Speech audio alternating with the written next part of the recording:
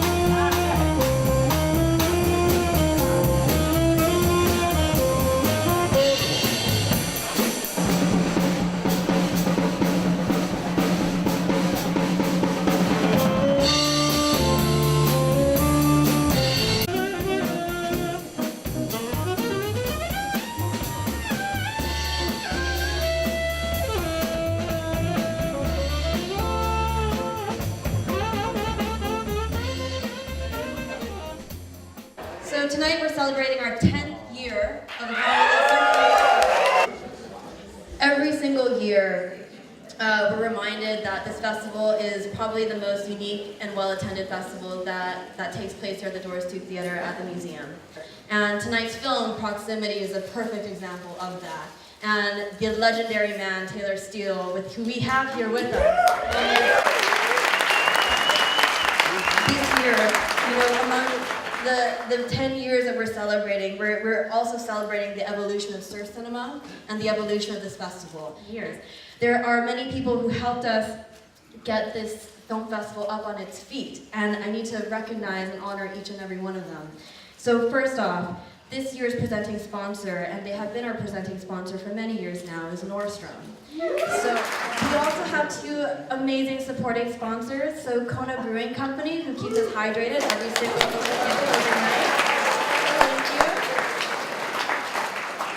Also Subaru Hawaii, and we're incredibly excited to partner with Subaru this year to host pro surfer Carissa Moore, who will be helping us present the film Given next week. So we hope to join you. The next sponsor is our hospitality sponsor, which is Surf Jack Hotels and Swim Club, who continually help us host our special guests. And the one and only Surf News Network, also the one and only voice of nature, Gary Cooley, who's in the house, Gary Cooley. We also have some incredible people in the audience, Jock Sutherland, who's joined us tonight. Thank you so much. Pat Caldwell is also here. Surfer Joe, where are you? And Kyle Metcalf, who every single year documents our community. And we are honored to be joined by Mayor Kirk Caldwell and his family. Thank you so much. Last shout out is to Reggie Padilla, the surfing sax player, for providing the music outside. And so please join me in welcoming Eric Walden and Jackie Walden, responsible for the genesis of this festival. I really want to thank Kayla and her crew, Sarah and Manette especially, just for continuing on and putting together such a great festival and always keeping me involved. So next I'm going to invite to the stage Sarah Fang, who is our new theater programming coordinator. She really is responsible for putting together this month-long lineup. So since this year is our 10th anniversary, we knew that the lineup had to be the absolute best. There were over 100 films that we had to review before we decided on the final 47 shorts and features that made our lineup this year. And again, we're delighted to be working with Anna Trent Moore and the Bud Brown Archives to screen Bud Brown's Going Surfing for our closing night. And so we bring it all the way back to the beginning by celebrating the founder of surf cinema. So the influence and legacy of filmmakers like Taylor Steele, John Severson, and Bud Brown continues in the many up-and-coming directors that we have featured in our lineup that showcases that surfing is a sport that inspires creativity. But we can't forget about the women of surfing. And we're proud to present our Surf Like a Girl program, featuring shorts and features about the trials and tribulations of surfing while female, but also the beautiful relationship that women have with the sea. I'd now like to introduce our special guest for the evening. He was named by Surfer Magazine as one of surfing's 10 most influential people. He broke onto the scene at the age of 20 with Momentum, and since then he has gone on to create 25 award-winning films that redefine the way we experience surfing on screen while bringing previously unknown surfers like Rob Machado and Dave Rastovich to the mainstream limelight. And we're very excited to screen his latest film as the opener for our 10th anniversary. So please join me in giving a warm welcome to Proximity's director, Taylor Steele. I want to thank Taylor and Sarah and everybody for putting this on. This is amazing. Congratulations on 10 years. What an accomplishment. For me, making this film is, I wanted to do something that's sort of the anti-webisode, and so showing it in a theater is exactly how I wanted to have people view it. So I'm honored to have it in the Doris Duke Theatre. This is amazing. What a great theater. So I'm not going to talk that much now. There'll be a Q&A after, so I'll wait for that. And hopefully you enjoy.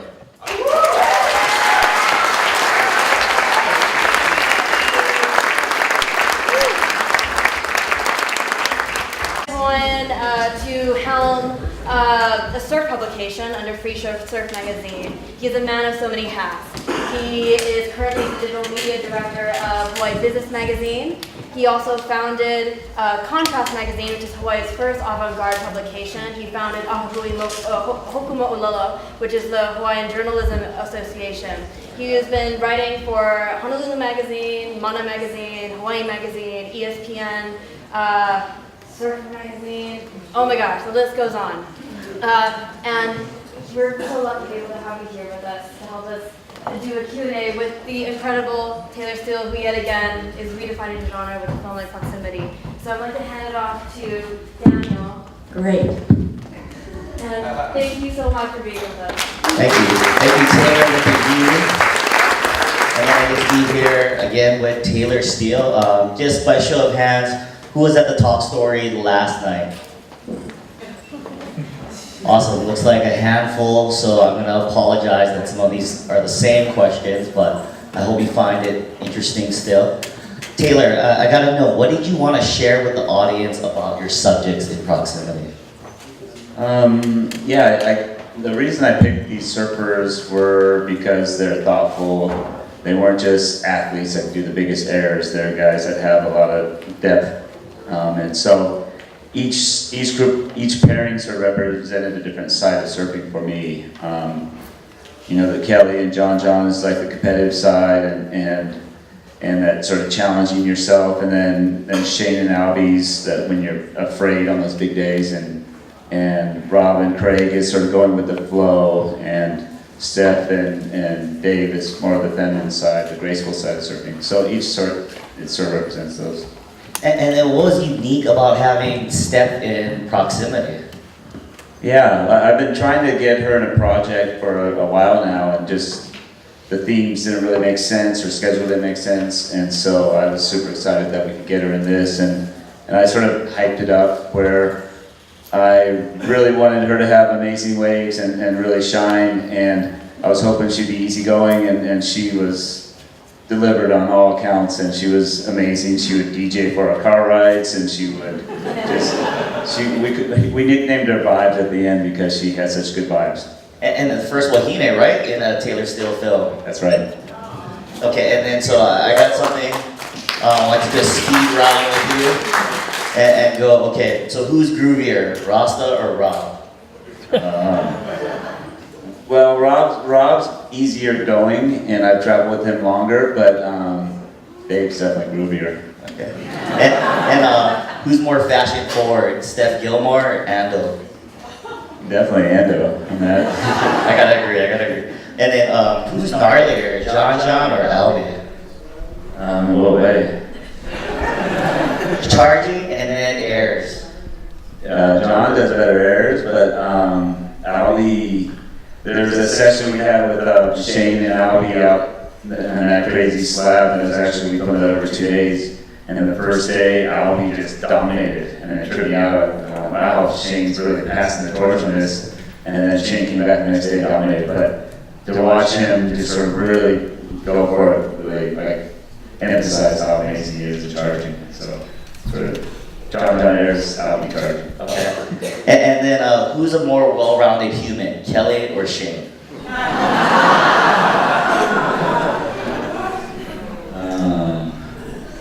Yeah, Kelly's pretty inspirational.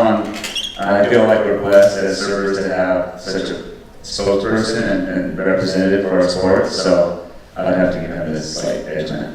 Okay, but let's say you're in The Walking Dead and it's a zombie apocalypse. Who would you rather have with you? Definitely Shane at The Walking Dead. He's a bow hunter and he's just sort of a little bit nuts. He's a provider. And what's the story behind the name Proximity? Because in Hawaiian culture, it's a really important thing when you name a child or anything. So I'm sure there's a backstory to Proximity. Yeah, coming up with names for films are really tough, and for this one, I really love the definition. It's nearness in space, relationship, and time. I felt that fit all the different themes of the movie, but also I like that it's just one word. It sort of bookends nicely, like the relationship I have with Shane, Albie, and Kelly, Kelly, Rob, and Shane. They were my first film. It was called Momentum, and so it's one word type a little bit. Yeah, and then from the Momentum days and the Poor Specimen movies, a lot of it was based upon high performance surfing and what was cutting edge, and then when you kind of shifted into your sipping jet streams genre, that was more about travel. What is Proximity and your most recent films? What's the theme behind these? Yeah, for me, I think as a filmmaker, you just really have to be honest with what you're interested in. And during the 90s, I was really into progressive surfing and what that was. And then during the zeros, I was into travel and sort of like showing a different side of the world and showing it in a little bit more romantic view. And so now it's sort of the storytelling of surfing. I feel like surfing has so many stories. And so this is just trying to get those stories out there.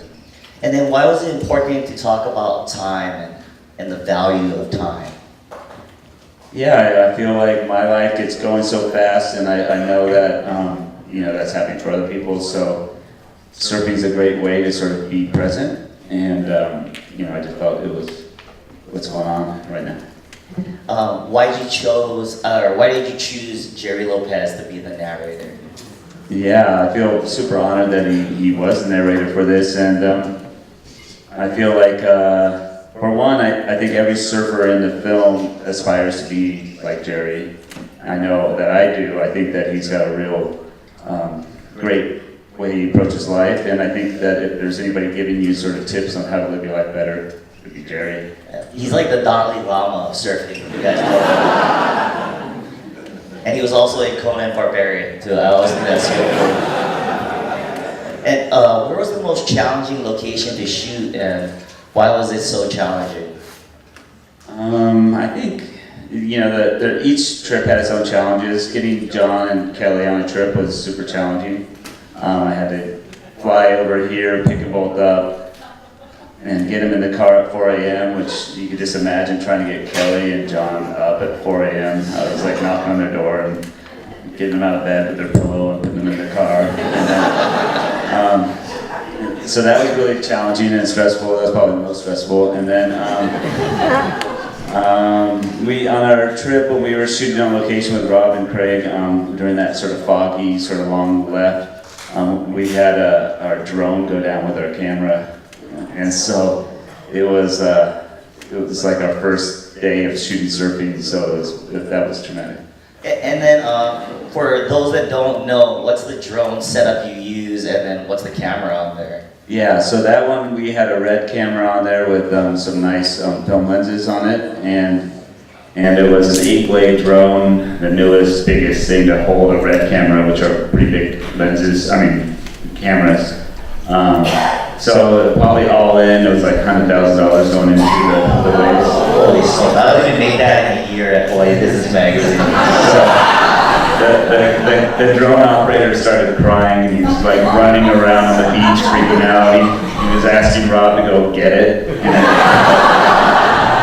And it like sinks, and the waves were big, and Rob's like, what? I can't get up it. You always gotta pay to play, so I'm gonna say that was the donation at that point. Yeah, that was. And then, what's the story about the slab?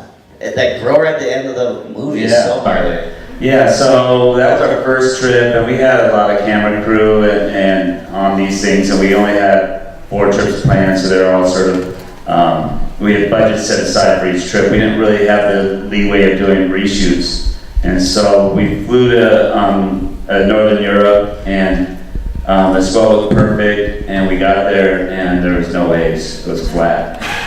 And so it was almost like one of those things like, do we even make this project? Do we cancel it? You know, this costs a lot of money just to get here, and there's no waves.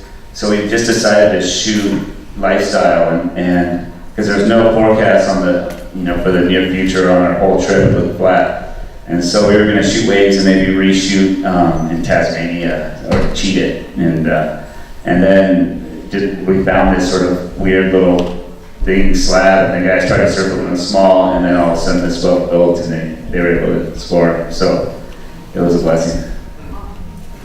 Yeah, that wave looks so gnarly. I've never seen anything like it. Yeah, like I don't think anybody else would have surfed it, so we had the right crew for that.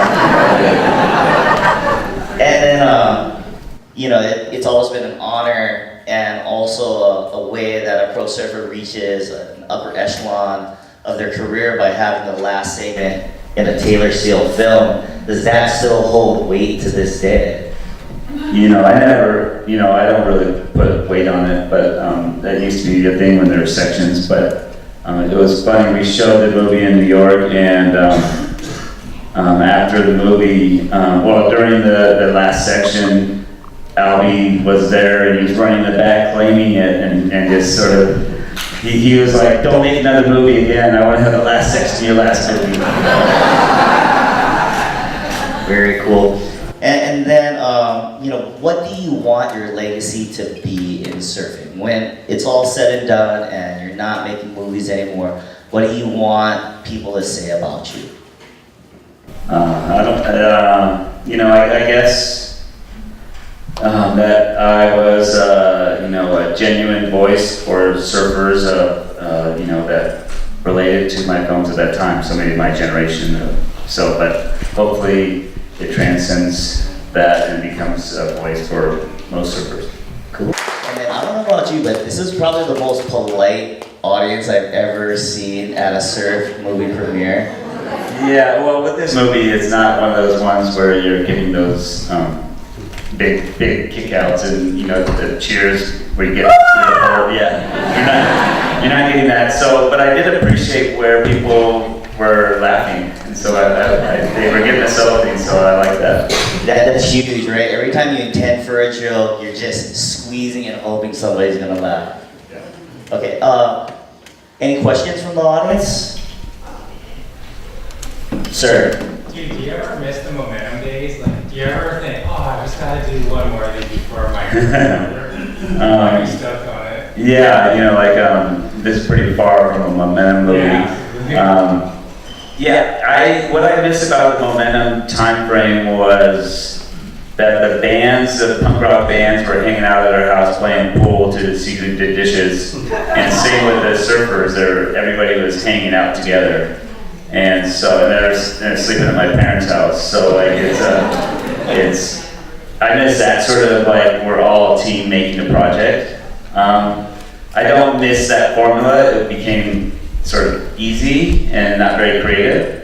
And I was thinking the other day, if I didn't change my style and I still made that momentum movie, I'd probably be a lot more financially successful, and they'd still be popular. So yeah, it's an interesting cycle. In the back. Taylor, can you tell me that if the surf movie industry, of which you're a great part, congratulations on another good movie. Is the surf industry, the surf movie industry, keeping pace with like the efforts of surfers on the international scene to reduce human abuses, and people like the Surf Out Foundation in our own country that are resolving ecological conflicts all the time? You know, are you guys?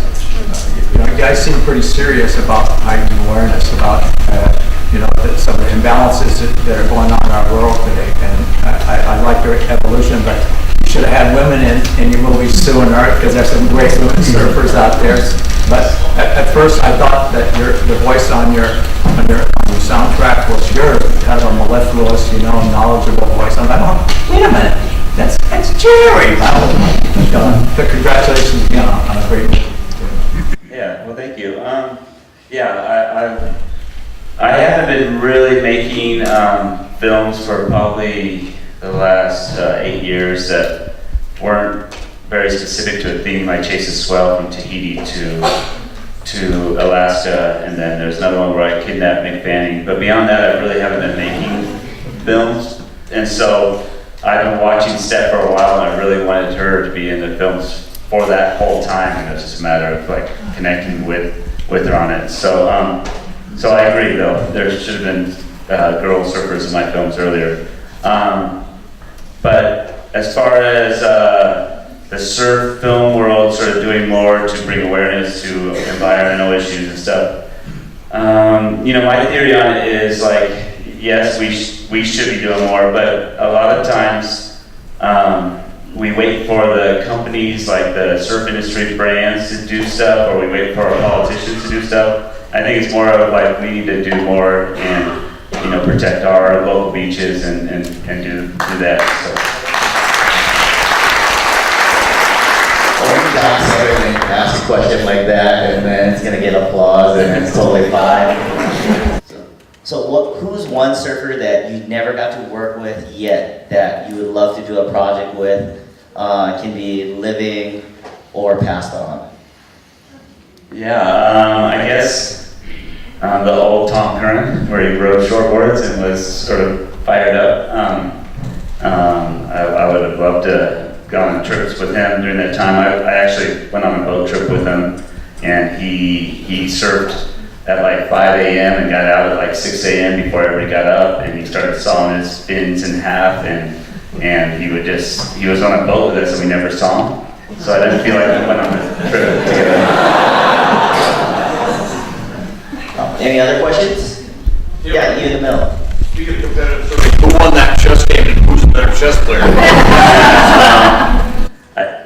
The sort of like the way it's ended is like it's ongoing, just like these guys' careers, and you don't know the ending. But I'll give you a hint.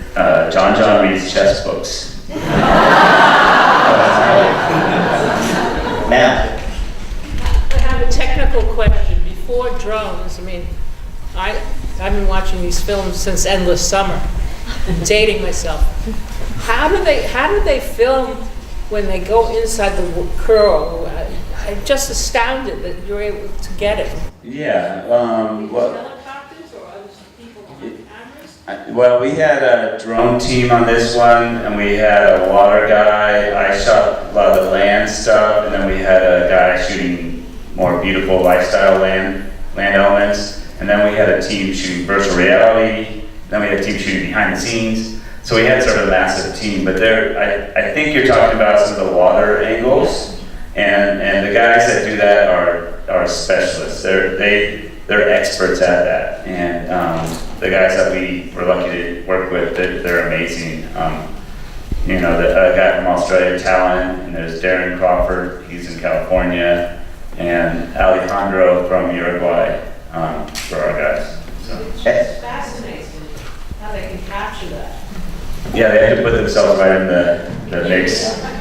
And just think of it from a production standpoint. If the surfer is freezing, think of the guy in the water capturing the water shot. Gentleman back there, you had a question.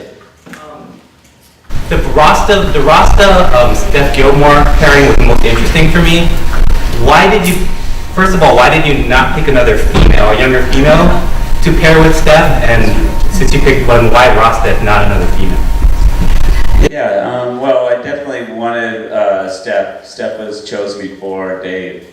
And I looked at it as the whole pairing. I didn't want to have a young grommet or someone that's not really a pro surfer anymore, that's maybe retired and not sponsored. So that's the parameter of it. It was each surfer still had to be at their peak.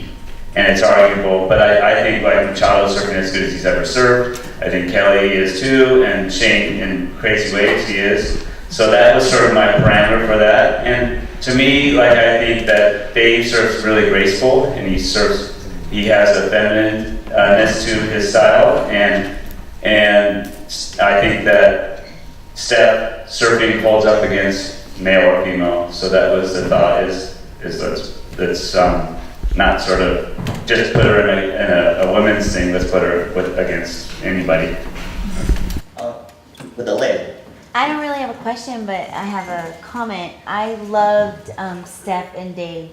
I felt they were dancing on the way together, and I thought they were perfect together. I thought that was just a beautiful film moment in the movie. Yeah, that's my favorite way of the film. I love that. And I think it reminded me of a dance as well, and it's almost a throwback to the kings and queens Yeah, I thought it was really dancing together on the wave. Yeah. It was just so beautiful. Yeah, so like, to sort of answer your question, once I saw that wave, I went, that was the right call to have a male and female. Yeah, and that's the first time they've really hung out, but it was interesting because Steph, there wasn't that obvious pairing, and as obvious as John and Kelly. But once I got on a trip, I felt like both of them were so similar, and there is a 10 years difference on that, so it felt like it's still enough of a generation difference. So, I was really happy when I got them together, and I felt like they represented this side of surfing that I wanted represented. Question over there. Yeah, has anybody ever surfed that slab before? Shane? No, no one surfed that before. I doubt anyone's even surfing it now. I don't think it's a go-to. I can probably tell everybody here and be safe for a while. Two-parter. How much time did you invest in each segment, and how did the relationships evolve between the surfers as they were spending time together? Yeah, each trip was 5 days to 10 days, and it took a year to a year and a half to get those trips to happen. John and Kelly would be like, I had January for you, and then no swells would come out, I have to wait till the next January. Rob and Craig, they would go, I have March, and then I have October. So then if there's no waves in the right, each location we wanted them to be contrasting from each other, but also highlight the surfers' personalities and waves that would make them, look the best. So 5 to 10 days for that, and then the other question was How do the relationships? How the relationships evolve. I think like in the beginning there was sort of like an awkwardness, I guess, with each other, maybe a nervousness on how to act. We were doing a lot of different things. I think the relationship also, they had to get used to the way we were filming. We were filming a lot of things that they're usually not really used to. And there had to be that trust with me to not really make like a reality show on that trip, so, that I think like the younger guys looked at how Kelly and Shane and Rob, how they dealt with me, our relationship, and how there was mutual respect there, and so they followed suit.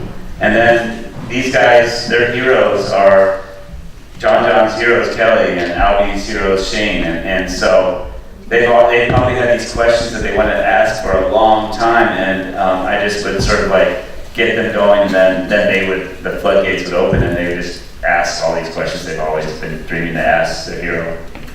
Thanks a lot for everything you've done too. Great career you've had. We appreciate everything. Thank you. And then in the back. Oh, wait, green shirt. Yeah. Amir. First, again, amazing film, both cinematography-wise and concept-wise. It's amazing. How did you guys, after you just talked about the scheduling issues, finally decide on the spots to send each pairing?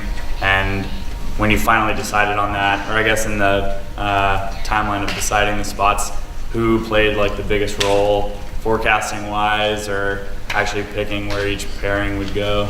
Yeah, me and the photographer, Todd Glazer, would sit around and have coffee and just sort of discuss our wish list and where we would love to see these guys surfing. And we made like 3 or 4 locations for each, so that we had this month with them, that we could activate, and we wanted to make sure we sort of maximize as many options as possible. Certain surfers were a lot more limited, like Shane and Albie. We wanted them in a heavy wave. I didn't want them to be in a wave where Albie was doing all these crazy airs and Shane was trying to keep up with that. I wanted to be even playing ground. So theirs was more limited. We had Kelly's and John's location we wanted that location. And then the rest were just sort of like wherever was good. And so, me and Todd Glazer, but Todd would be the guy that he'd be, this is the swell, let's go. And he was feeling the pressure when we showed up in Northern Europe and there was no waves. And the whole crew was just staring at us. That sucks. And then for people who don't know and have never been around that caliber of surfer, those guys are ultra competitive, right? Yeah. It's funny, they're super competitive with each other, but it was a fun, friendly rivalry in the water. But when Shane and Albie were scoring, they're mic'd, and I got to hear some of the stuff. They're like, "Oh, I can't wait till Kelly sees this." How much production meeting time was spent on product or the absence of product placement in this film? Yeah, product placement is how this film was funded, really. But it wasn't in the film. It was a sort of a weird sort of loophole that I sort of pushed forward to do product placement in the behind the scenes webisodes that preceded this film. And so that way I could be freed up to not have a whole bunch of product placements in the film itself. So it's a little creative way to get around it. I loved the narration and like just the whole concept of mindfulness being such a big part of the message of the film. And I'm curious if that evolved as the production was moving forward, or if that's something going in that you knew this is the message I really want to get behind. Yeah, that message was in there, and the tempo and a lot of things, it evolved. We knew we wanted to do something different. We didn't know what that was, and we just were pushing to do a score versus a regular soundtrack, and do narration and just the pacing and natural sounds. Everything was sort of just thought about what's a webisode look like today, and how could this be different than that. And the narration was the final sort of thing. I felt like the story needed a little bit of connection in there. So I reached out to Jerry, and he was just about to go on a month-long trip to Mexico, and I asked him if he could help write some stuff and help do the narration, and he did it in the midst of his packing before he got on the plane. So it was like the final hour that he dropped that in. This one was funded by Teton Gravity and Garage. They were the ones that backed it until we got our sponsorship funding. And they were producers, and I've never worked with producers before properly on a surf film. I've worked with them in other fields, but not on something that the whole point for me making a surf film was like I got to be the final say. And so then having producers was really, I had to sort of like hear them out, but I had final cut. And so there was definitely moments where they wanted things spelled out a little bit more. Some of the production companies, they wanted it a little bit more like Kelly explaining that he's still on tour. John, you know, it really sort of broken down and not feeling that a lot of people wouldn't get who they are, and so explaining who they are more. And so I just, yeah, I got to, in the end, I got to sort of go with what I wanted to make, and yeah, and so yeah. Really like, Taylor, just get John to say GoPro. If you can just say GoPro while he's in the barrel, you got this. Yeah, there are some conversations, not like that, but more product placement. In the back, yes. Short question. You were mentioning about the drone, you know, carrying an expensive camera. I've talked with people that, you know, knew Mr. Pritchett, and hopefully he's doing better. I heard he kind of was, but you know, handling different kinds of sensitive camera stuff. And maybe what do you think of the idea of taking along somebody like open ocean specialist like Dwayne DeSoto or Mark Healy, in case the drone goes in the drink, they can just throw the mask on. Yeah, we just bring them to find our drone stuff. I don't think we would have got at the location that we were at. It was a really strong current and like 10-foot waves, and it was really onshore and foggy. You know that a lot of Navy SEALs are surfers too. Yeah, I got to hang out with some Navy SEALs last winter and on the North Shore. They're crazy. I like John's idea though, because maybe you bring Healy or Kimmy Werner, and then they can also chef it up. Yeah. And have some fish too. Yeah, they get dinner and stuff. There's so many talented, crazy people like Kimmy and Healy that there's so many stories to be told in surfing, and I hope that more people just really get their stories out as it evolves. Man, I saw a hand over here. Could you see yourself doing like another round of the same concept? Because there's so many surfers I'd love to see paired up together, and at least in the future when surfing has evolved further and there's a whole other lineup of influential surfers, it would be amazing to see this again. Yeah, well, thank you. Yeah, there's so many surfers that I wanted to get in this, Dane Reynolds and Jordy and guys like that. In various reasons, I couldn't find the right partner for them, or their schedules didn't allow it. I have sort of like a scribbled notes of like all these other surfers that would be amazing. But for me, like making films, I'm trying to do something different each time I approach it, and so that I'm not repeating myself, and you want to watch that same thing. Yeah. So maybe there's another guy that wants to do this concept, and I could talk to him about it. Would you call him a biter? No, it would be cool. Less, yeah. But name it Proximity 2 or something weird. Is there another question over here? They say okay, so talking about the future, what is the future for your career as far as surf filmmaking? Yeah, I'm right now sort of living and breathing this one, and letting that process go all the way through. I haven't thought about anything sort of beyond that. I do like the idea of finishing my career when Kelly and Rob and Shane do, but it doesn't seem like they're going to finish anytime soon. So. Well, I'm still, that's why I keep making movies. Do you have any desire to do TV again? I know Spike Jonze is a big influence of yours, and now that there's Viceland, it seems like there's almost this cooler version of Field TV now. Yeah, I would love to bring the drive-thru back if I could do that, but I don't know how that would work. Oh, that'd be rad. Yeah. Especially if there's cussing, because I remember they would bleep it all out before. Yeah. Well, it would be fun to do that with those guys. My idea for the drive-thru, the new one, would be them with their families in an RV, and so Benji's babysitting everybody's kids, stuff like that. Cool. Well, if there's no other questions, then I just want to thank everybody for hanging out. Thank you.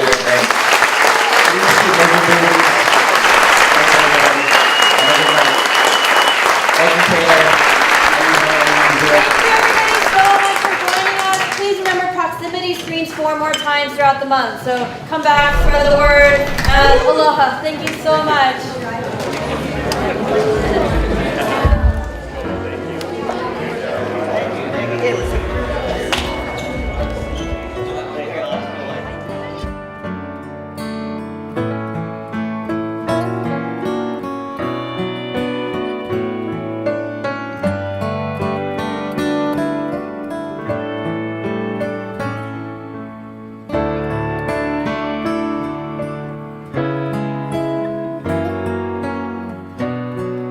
We start off in our mother's arms, safe from the cold. She can't hold us back for very long. Soon we're